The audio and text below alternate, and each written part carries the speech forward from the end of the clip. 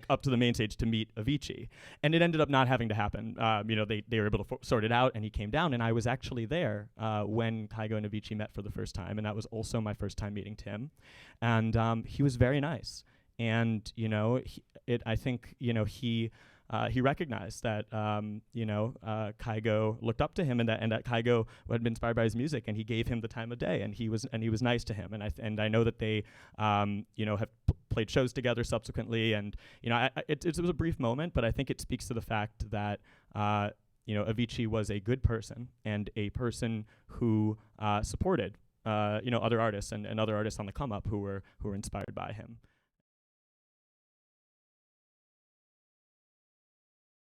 To find anyone who has anything really, anything negative to say about him. I think he was a good person, and it is tragic to lose someone so talented, so young. Absolutely, well said, Matt. And actually, do I understand that interaction you just told that story about? Kygo posted today on his social media. Do we have that, by the way, the picture from Instagram to show?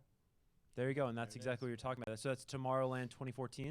Yeah, I was standing right behind the photographer for that, and that's Tomorrowland 2014, and that was, as I said, it was early days. Avicii was already a superstar, and Avicii and Kygo was a rising star, and I remember that moment very well, and I think that is just one example of what are so many artists who were inspired by Avicii's music, his sense for melody, and his really sort of like peerless productions in the area that he was making music. And he inspired so many people all across the world, and that's just one noteworthy example. Yeah, he certainly did. David, we all know the hits, right? Songs like Levels, songs like Wake Me Up. But can you kind of put into context for anyone watching right now the sonic impact he had on the genre of EDM? Matt touched upon some of the production elements right there, but why was he so important and such an inspiration to people like Kygo? Yeah, absolutely. The thing is, he was really one of the kings of just melodies in general, and he never tried to be someone or something or try to go for a certain genre of music. If it was something that he loved, I think what made his music so impactful and successful is he was just being himself and expressing himself through his music. Even just the simplicity of the songs. You have songs like Levels and Fade Into Darkness, and there's nothing incredibly complex or super intricate about them, but there's something about it that is still timeless and makes it a dance classic. And I was speaking with Shermanology on the phone earlier today, who Avicii collaborated with, and one thing that Andy Sherman of Shermanology mentioned is that Tim had guts. And in the scene of dance music, if you're going to, fuse dance music with country music, back when Tim did that, that was simply unheard of. Right. And he not only executed that, but he did it to a T and made it a mainstream thing that was heard all over pop radio as well. So I think in that aspect, he was most certainly a pioneer, not just for dance music, but music as a whole. Yeah, you talk about the crossovers. I think of a song like Wake Me Up, right, that went to top 5 on the Hot 100. Lindsay, what are your memories of those Hot 100 hits? He's got 5 to his credit. He has, I believe, 28 Billboard dance hits throughout his career. But what are your memories of just Avicii as an artist on the Billboard charts? Yeah, I believe Wake Me Up was a #1 mainstream top 40 hit, which is crazy because considering when that happened, that was far before this dance pop crossover became such a point of conversation. So in that way, he's totally a pioneer. And to be that at 28, it's just crazy how he was very forward in terms of his vision for music. Absolutely. And the impact today, Matt, is being felt throughout, not just pop we talked about, but rock I thought was really touching. Imagine Dragons posted a heartfelt message on Twitter. His impact is really just across the music community. Absolutely, and it's important to remember, too, that his impact isn't only limited to his catalog. He produced for Madonna. He produced for Coldplay. He's, he really, his influence is cross-cutting. And what's also interesting, and Dave brought up a very good point about the stylistic risks he took. If you think back to Ultra 2013, he came out on the main stage there with a live country band and boggled a lot of the fans in attendance, and it was a very divisive set. A lot of people were disappointed and hitting him up on socials. He released a letter and he was like, I stay true to myself. I am never been afraid to experiment, and in a genre, and especially in an era when a lot of artists back then, electronic artists, were afraid to color outside the lines, he literally turned the industry upside down, and he was validated in doing so by the success of True and of those smash singles like Wake Me Up and Hey Brother, and he got on pop radio, but he also got on country radio, which is crazy. He literally exposed a whole new audience to electronic sounds and elements, and there is no one of his stature in dance music who's done that to the same degree, I would say. I'm so happy you brought that up because I didn't personally make that connection until right now, but you think of a current top 10 hit on this week's Hot 100 with Maren Morris and Gray and Zedd. Maren Morris, of course, a huge country star, and Zedd and Gray coming from the world of electronic music.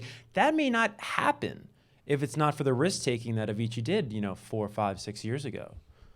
No, it was very just not appropriate, but just everyone would just play it safe and stay in their own lane. And you could still be successful by doing so. And Zedd even tweeted earlier today just expressing his condolences, thoughts, loves, and prayers to Avicii and his friends and his family. And I think you're absolutely right. It's just like dance working with countries. You have two very different genres. It says something about Avicii and his boldness to try new things, see it through. Like, clearly he had a very succinct and clear vision as to what he wanted to do, and he believed in himself. And I think because he did that and was so successful in doing so, it inspired a lot of up and coming producers. And while Zedd is not necessarily an up and comer, Avicii is definitely someone who paved the way for a lot of successful musicians today. Absolutely. As we continue our discussion here we're live on Facebook and also streaming on Twitter and YouTube. If you want to become a part of this discussion, if you have thoughts on Avicii, if you have questions for anyone on our panel, you can feel free to do so. We will be getting to your comments in just a few minutes. Lindsay, I did want to talk to you because you said something really cool and reflective before we went live about how for people your age, in their mid to early 20s, Avicii may be like the first big mainstream EDM artist that you really took to. Totally. Myself being 24, it's crazy that when I think of dance music, he was one of the first I listened to. And as someone who's more geared towards pop, that's also why I gravitated towards him, just because of what he was doing. He made it really accessible for fans of all types of music. So I think, because of that, just everything we've spoken to, he was a pioneer. He paved the way for a lot of artists today. And I think that's why you see such an outpouring from people even like Dua Lipa, who I don't know if their paths ever crossed, but I just think that he touched so many people because he was not afraid to take risks and because of his vision and everything that he did. Yeah. There's almost, as just somebody who at that time was probably listening to mainstream music, he almost became the brand name or the ambassador for the genre of EDM. Like, everyone knew the name Avicii. You think about 2012, 2013, Levels is just inescapable wherever you go. Yeah. And it's rarefied air to get to that level where you have a song where, no pun intended saying level, but where you get to that point of the song is everywhere, your name is everywhere, everyone knows who you are, where Madonna is collaborating with you, as you pointed out, Matt. But I do want to get to your comments and get some quick thoughts on here about the legacy of Avicii. And please, guys, if you want to weigh in at all. Tony Carbone saying, very sad to hear someone so young has passed away. Payang Grifter saying, sad for Avicii. By the way, they I guess are learning right now that Avicii has passed away. And let's talk about, obviously a tragedy when any great artist passes away, but especially how young Avicii was. Yeah, I mean, he was a prolific talent, and I hope that I'm sure that this won't be the last we hear. I'm sure that he was working on projects and had a lot of music unreleased in the works, but he also had a lot more music to make. This is a tragedy. This is a tragedy because we are losing someone who's a singular talent so young. Stephanie on Facebook attesting to a lot of things we're saying. He made me love EDM, and I think he really was that gateway into the genre that is now so worldwide. Mm-hmm. People saying he'll be remembered as the happiest guy in the world. Would you attest to that? Was that the vibe around him? Yeah, I mean, look, I think you brought up Levels, and I think it's a great example. That song is like euphoria, embodied. It's wild. And that song was ubiquitous, and it's important to note that that's not it's not that common for a song that's largely instrumental to be that ubiquitous. Yes, there's that Etta James sample in there, but it's a largely an instrumental song. It's that euphoric drop, it's those happy synths, and it's funny because it got so overplayed to the point that to the point of parody, where where playing levels was it became kind of a joke, but that's because it's a great song. It's literally singing about getting a good feeling. Yeah. And it's that, inescapable. That whenever that drop would hit, dance would go wild, and if you go back and listen to it, it's a stellar production that will stand the test of time. And I think a lot of his catalog will, because one thing that was so special about Avicii was his melodic sensibility. His melodies stood out. And I think it doesn't matter what, genre you're into, how old you are, but everyone can appreciate a good melody. Absolutely. And I think that's part of what made his appeal so cross-cutting. People in the comments calling him a legend, calling him the Prince of EDM. I wanted to, in closing here, go down the line. I'll start with you, Lindsay, of how you think Avicii will be remembered. I just think everything that we've said really rings true. As a pioneer, you see artists like Chainsmokers right now even who are dominating pop, and you just think, had Avicii not done that initially so long ago, maybe dance music wouldn't be as progressive as it is now in terms of going into country, going into pop, alternative rock. It's just sort of endless what dance music can do right now, and Avicii is a huge part of that. Absolutely. Matt? Yeah, I think one thing that's really interesting is that Avicii's rise, I think in some ways is really emblematic of sort of the rise of the modern electronic artist, in a sense. If you think about it, this kid was, in Sweden making music in his bedroom, and it got so popular online that he had to learn to DJ so that he could go and meet this touring demand.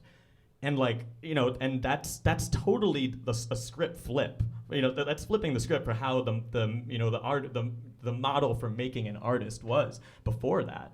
And and then he kind of, and now that's that's sort of understood that you'll release music, and then once you build a following and a fan base, then you can start touring. But back then it was sort of this novel thing, and I think his rise also kind of showcased how a shift in the way that producers were empowered.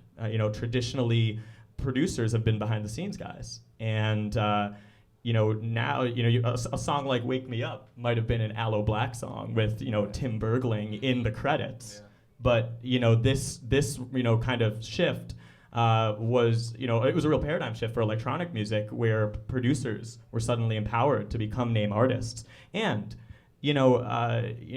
guys like Avicii.